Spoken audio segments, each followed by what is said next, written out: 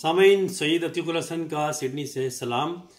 कल सिंध के वज़ीर आला मुराद अली शाह ने सिंध असम्बली में एक तक़रीर की और उस तक़रीर को सुनने के बाद मुझे भुट्टो इज़म, जुल्फ़िकार अली भुट्टो, GM सैयद और सिंध के वो तमाम शख्सियात याद आ गई पली जो शुरू से नज़रियाती तौर पे पाकिस्तान के ख़िलाफ़ रहे और पाकिस्तान के ख़िलाफ़ थे, पाकिस्तान के ख़िलाफ़ हैं और अब ये उनकी औलादें हैं जो अब ये बयान दे रही हैं, लेकिन ये वही कहानी दोहरा रही हैं जो पिछले 70 साल से, जब से पाकिस्तान बना है, जब से इन्होंने ये खेल खेला हुआ है। कल उन्होंने बात फिर वही की जो पाकिस्तान तोड़ने की बात थी, ये वही बातें थी जो अल्ताफ़ हुसैन ने की और उन्होंने कहा कि जी अगर सिंध पे या कराची पे कब्ज़ा किया जाएगा तो फिर वफाक भी सलामत नहीं रहेगा। इस बात का क्या मतलब है? क्या ये पाकिस्तान से गद्दारी के ज़ुमरे में नहीं आता ये? और फिर कहा कि जी हम अच्छा अब दोगलापना देखें, आप अपने आप की बचत की तलाश भी साथ साथ ढूंढते रहते हैं अपनी तकरीरों में और पाकिस्तान के ख़िलाफ़ भी बात करते हैं कि जी हम सिंधु देश के ख़िलाफ़ पीपल्स पार्टी की जंग जारी रहेगी। अरे भाई, और फिर ये भी कहा कि जी सिंध में सिंधी था जिसने सबसे पहले पाकिस्तान की करारदाद सिंध असम्बली से मंजूर की।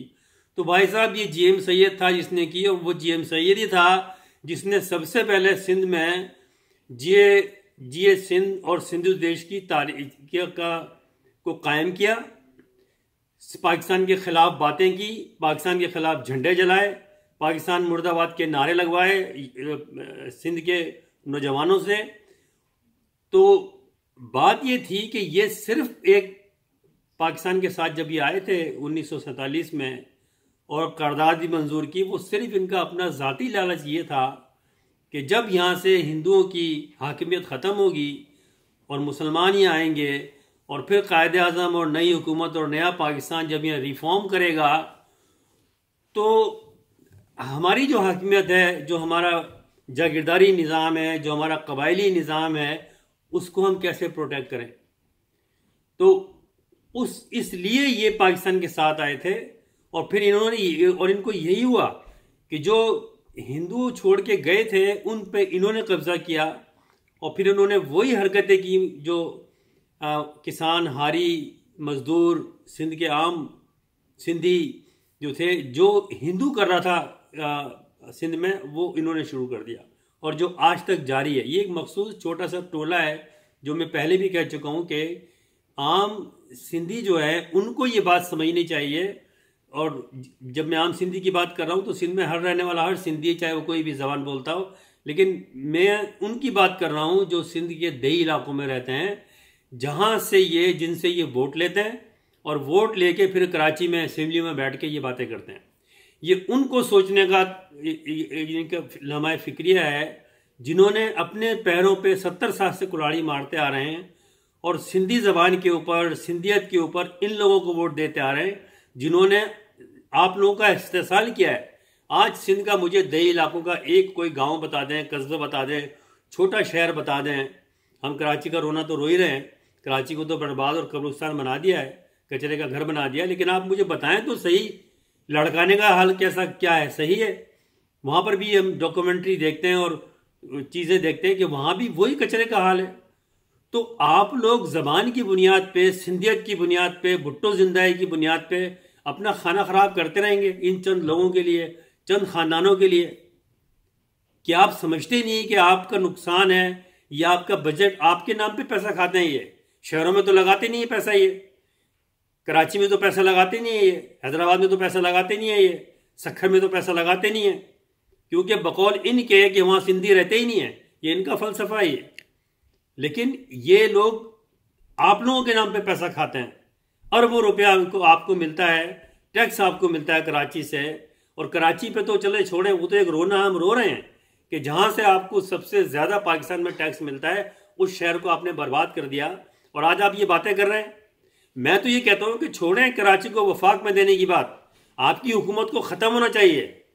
पाकिस्तान के जो मुहब्बे वतन पाकिस्तानी जो हुकूमत में हैं, जो चला रहे हैं, जो पाकिस्तान का रूलिंग तबका है, जो फौज है, इस्टेब्लिशमेंट है, इनकी हुकूमत को फ़ौरन से पेशतर ख़त्म करना चाहिए। ये वही कहानी दोहराना चाहते हैं जो बांग्लादेश में हुई थी, जो ईस्ट पाकिस्तान में हुई थी।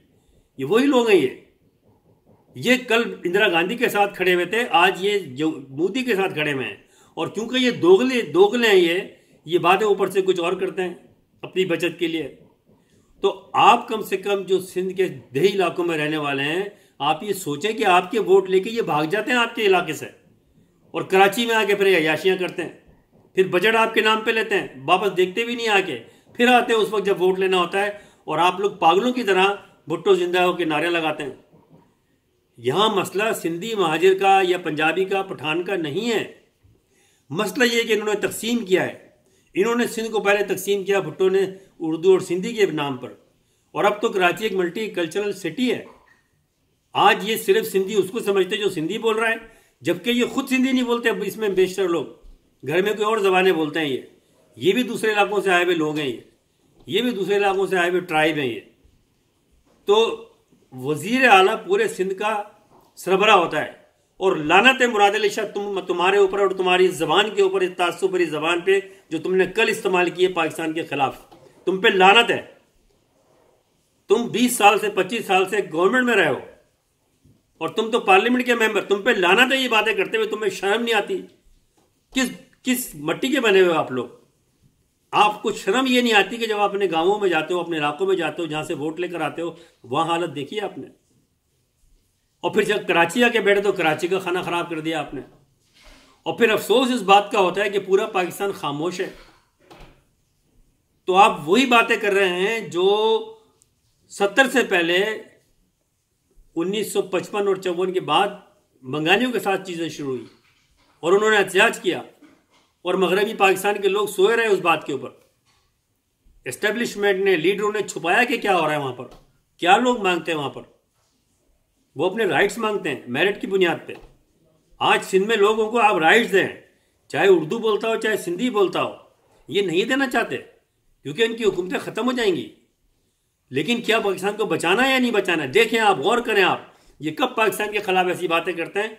जब पाकिस्तान सरहदों पर पाकिस्तान को कोई डर होता है, जब हिंदुस्तान कोई कार्रवाई कर रहा होता है, ये बातें शुरू कर देते हैं। ये क्या मतलब है इस बात से? क्या फौज को नहीं पता कि कौन है ये लोग? इनका खानदानी कहां से पैसा है इनके पास? किसने इनको तमगे दिए? अंग्रेजों के जूते चाटने वाले, उनसे तमगे लेने वाले ये लोग असेंबली में बैठ के वजीर और वजीर आला बन के पाकिस्तान के खिलाफ बात करते हैं। हमें शर्म से डूब मर जाना चाहिए उन लोगों को जो इस वक्त हाकिम वक्त हैं कि वो इनकी बातें सुन के खामोश हो जाते हैं। जब एक अल्ताफ हुसैन लंदन में बैठ के बात करता है तो उस पर एडोमेंट लगा देते हैं, आप पाबंदी लगा देते हैं। जो मैंने पहले भी कहा कि आपने एक दफा ठीक रिएक्शन लिया, ठीक एक्शन लिया, लेकिन ये कैसे बैठे हुए? किस मसले तुम्हें पड़े हुए आप? क्यों इनकी हुकूमत खत्म नहीं करते आप? क्यों आप बार भी नहीं लगाते सिंध के अंदर? कोई रोडों पे नहीं आएगा। भुट्टो मरा था, कोई रोड पे नहीं आया था। अलजुबा तहरीक बना के बैठे थे, वो भी खत्म हो गई थी। ये लोग रोडों पे आने वाले नहीं है। ये लोगों को ट्रकों में बैठ के जबरदस्ती लेके आते हैं कराची, फिर उनको पूछते नहीं है, उनको खाने की लालच देकर रोडों पे लेके आते हैं ये। तो अगर आपने गवर्नर राज लगाया तो कुछ भी नहीं होगा, कोई नहीं आएगा, क्योंकि लोग बेजार हैं। सिर्फ उनको ये एक प्रोटेक्शन चाहिए कि जी अगर वो इनके खिलाफ खड़े होते हैं तो कोई ना कोई उनको बचाने वाला होगा। और हमारी ये एस्टेब्लिशमेंट जो है, हमारी फौज जो है, उनको समझना चाहिए पुलिस के नाम पे कितना पैसा खा रहे हैं ये लोग, लेकिन वहाँ रेंजर्स को लगाया हुआ है, रेंजर्स का भी खर्चा होता है। तो इन बेगैरतों को ये शर्म नहीं है कि तुमने पुलिस का रिफॉर्म तो किया नहीं और वहाँ रेंजर्स बिठा के फेडरल गवर्नमेंट वहाँ पर वो अमन कायम करे हुए, और फौज में जो पुलिस में है वो डकैत बैठे हुए हैं, ऊपर से नीचे तक सारे ऑफिस। ये एग्जाम देते हैं गवर्नमेंट नौकरी हासिल करने के लिए, वहाँ पर सारी वो जाली एग्जाम होते हैं, वो फिर पर्ची लेके ही आ जाते हैं गवर्नमेंट नौकरी में, फिर बड़े बड़े ऑफिसर बन जाते हैं, फिर पुलिस से ये बैठ के डकैतियाँ करवाते हैं, रिश्वतें लेते हैं। अब ये सिलसिला बंद होना चाहिए। मुराद अली शाह के ऊपर केस बनना चाहिए जो उसने कल बात की है। उससे पहले जरदारी के बेटे ने ये बात की और दूसरे भी ये बात कर रहे हैं कि जी कराची पे कब्जा। ये नहीं समझे कि इनको पता नहीं है, इनको सब पता है कि आर्टिकल 149 क्या है, आर्टिकल 6 क्या है, गवर्नर राज क्या है, ये सब पता है इन लोगों को। लेकिन इनके पास ब्लैकमेलिंग करने का, सिंध पे राज करने का सिर्फ एक रास्ता है कि जब ऐसी बात हो तो पाकिस्तान के खिलाफ बात करो और उनको ये कहो कि अगर हमें हाथ डाला तो हम सिंधु देश का नारा लगाएंगे, इंडिया से हम मदद लेंगे। ये पहले भी करते आए, ये जिस तरह से मशरकी पाकिस्तान जब था तो जब ये करते आए थे, मैंने पिछले अपने मैसेज में भी कहा था कि यही लोग हैं, यही भुट्टो था जिसने बांग्लादेश बनवाने में अहम किरदार अदा किया। तो मैं फिर गवर्नमेंट से, इमरान खान से, फौज से ये दरख्वास्त करता हूं कि इस पाकिस्तान को बचाएं।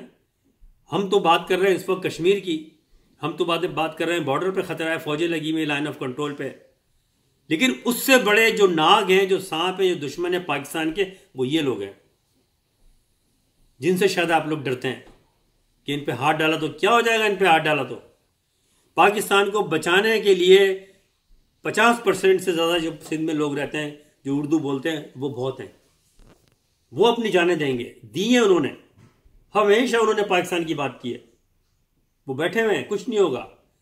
और फिर अब तो सिंध में पंजाबी भी रहते हैं, पठान भी रहते हैं, मुहिब वतन पाकिस्तानी है, सिंधी खुद मुहिब वतन मेजोरिटी में है, लेकिन क्योंकि वो गांवों में रहते हैं वो इनसे डरते हैं, इनकी ज़मीनों पे काम करते हैं, इनको माई बाप समझते हैं अपना, ये जानवरों की तरह उनको बसों में लाते हैं, अपने जलसों में बिठा देते हैं, एक बिरयानी की प्लेट दे के उनको भगा देते हैं।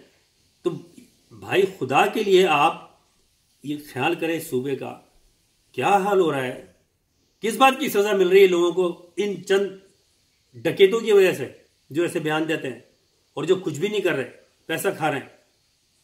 तो इस पे यही आज का मेरा मैसेज था। कल मैंने देखा, मुझे अफसोस हुआ और लोगों को खड़ा होना चाहिए। आप देखें कि हमें हर तरफ से मारा गया है। अल्ताफ हुसैन ने सारे लोगों को यूनाइट किया, सब यूनाइट हुए, और उस वक्त टाइम था कि जब सब लोग इकट्ठे थे कि भाई आपने उस वक्त बात करनी चाहिए थी अपने राइट्स के लिए।